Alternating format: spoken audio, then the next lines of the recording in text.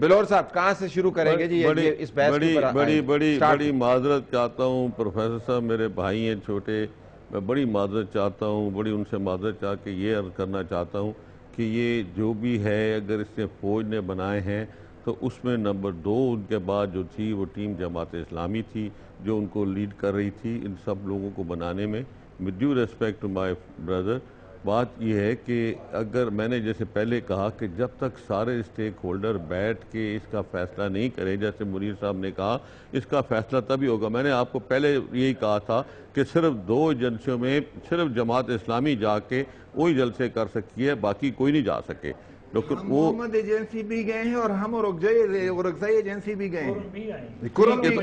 میں یہی کہہ رہا ہوں نا کہ صرف آپ ہی جلسے کیوں کرتے ہیں، وہ کیوں نہیں جاتے؟ یعنی میں یہی کہہ رہا ہوں نا، لائف جا رہے ہیں، ہمیں بھی یہ خطرہ ہے، وہ خطرہ کیوں نہیں مول لے رہے؟ نہیں سر، خطرہ ہم نے زندگی کا خطرہ لیا ہوا ہے. ہمارے تو بچے چلے گئے ہیں، ہمارے منسٹروں کے بچے مرے ہیں، آپ ہمارے سارے ایم پی اے مرے ہیں، ایم این اے مرے ہیں. خدا نہ کرے آپ اپنے میں سے کسی ایک کو بتا دیں کسی لیڈرشپ کو مارا گیا ہے. ہمارے تو 2nd کلاس کے 500 لیڈر مر گئے ہیں، 500 لیڈر مرے ہیں ہمارے.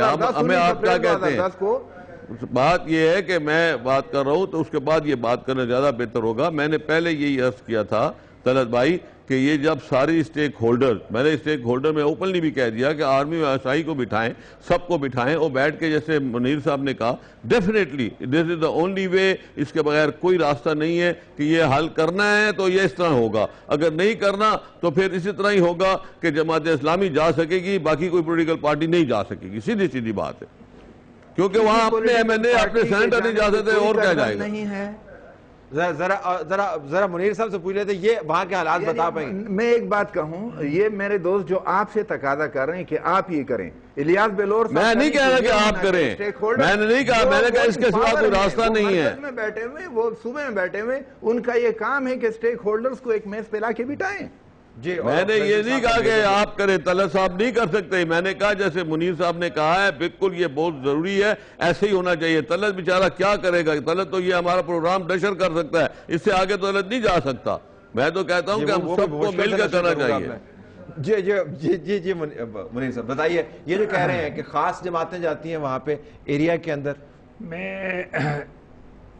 یہ بتا سکتا ہوں کہ جس طرح انہوں نے 2 مرتبہ ایک بات کی کہ کوئی ممبر فاٹا والی اپنے علاقوں میں نہیں جا سکتی، یہ حالات کی نزاکت خرابی اس حد تک خیبر پختونخوا اور فاٹا میں ہے کہ خیبر پختونخوا میں بھی کوئی ممبر اپنے علاقوں میں نہیں جا سکتا. میں آپ کو گن کی 30 ممبران کی نام بتاؤں گا کہ یہ اپنے علاقے میں نہیں جا سکتے. پشاور کے ممبر اپنے پشاور میں نہیں گھوم سکتے. خیبر پختونخوا اسمبلی نے قرارداد پاس کی ہے کہ ہمیں اسلام آباد میں پلاٹ دیے جائیں. اچھا میں کہتا ہوں کہ پشاور میں نہیں گھوم سکتے. میں اس کو گھومنا نہیں کہتا کہ آپ کے ساتھ 40 گارڈ آگے، 40 پیچھے، 40 رائٹ سائز، یہ نہیں ہے. یہ میں ممبران کو اس کی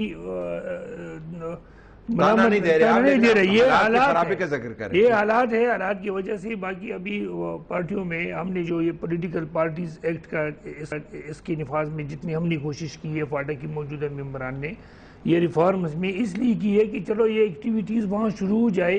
تو اس میں جماعت اسلامی اور جمعیت اور انہوں نے کافی جلسے کی. باقی کچھ جماعتوں نے بھی وہاں 1-2 جماعتوں نے جلسے کی تحصیل لیول پہ، بڑے نہیں. جماعت اسلامی نے بڑی جلسے کی، تو اس سے بھی ایک قسم کا شروعات ہو سکتا ہے. لیکن اصل چیز جو ہے نا، وہ جب تک ہم وہاں حالات پہ ایک مکمل تمام لوگ، ہر اسٹیک ہولڈر سمجھنے والے جو لوگ ہیں، وہ بیٹھ کے ایک فیصلہ نہ کریں کہ ہم نے کس طرح اس حالات سے، باقی بالکل فضول ہے. باقی وقتی طور پر ہم کہیں حالات ٹھیک کر سکتے ہیں، لیکن جب تک مکمل حالات کے لیے کوئی باقاعدہ پلاننگ نہ ہو تو یہ مجھے نظر نہیں آتا کہ اس طرح آسانی سے وکٹ بنائیں گے تو کھیلیں گے نا. وکٹ بنائیں گے تو کھیلیں گے. مجھے پروگرام کلوز کرنا، اسی پہ کلوز کرنا. وکٹ بنائیں گے تو کھیلیں گے نا، اس پہ تو اتفاق ہے. میں سب کا بہت مشکور ہوں ناظرین اس معاملے کو. اور یہی مجھے عرض کرنا تھا کہ پہلے جو آپ کے ہاتھ میں ہے اس کو تو سٹیبلائز کریں. اس کے بہت طریقے ہو سکتے ہیں. اس کے علاوہ جو بحث پاکستان کے اندر چل رہی ہے اس کا بہت بڑا زاویہ سیاسی ہے، زمینی حقائق سے اس کا کوئی تعلق نہیں ہے۔ پاکستان کے ہر حصے کے اندر جس کی جو ذمہ داری اگر وہ پوری نہیں کرے گا، آپ جو مرضی پتنگیں اڑاتے رہیں، زمین آپ کے قدموں کے نیچے سے کھسک جائے گی۔ جی، اور یہ زید صاحب کہہ رہے ہیں کہ اور کہ نہیں، میرا انیشیٹو خیر کیا ہوگا، تجویز تو آگے کہ اے پی سی فاٹا کے اوپر ہونی چاہیے، باقی اے پی سی سے ذرا فارغ ہو جائیں تو پھر شاید فاٹا کی باری بھی آ جائے۔ ہماری طرف سے یہی کچھ اجازت دیجیے، اللہ حافظ۔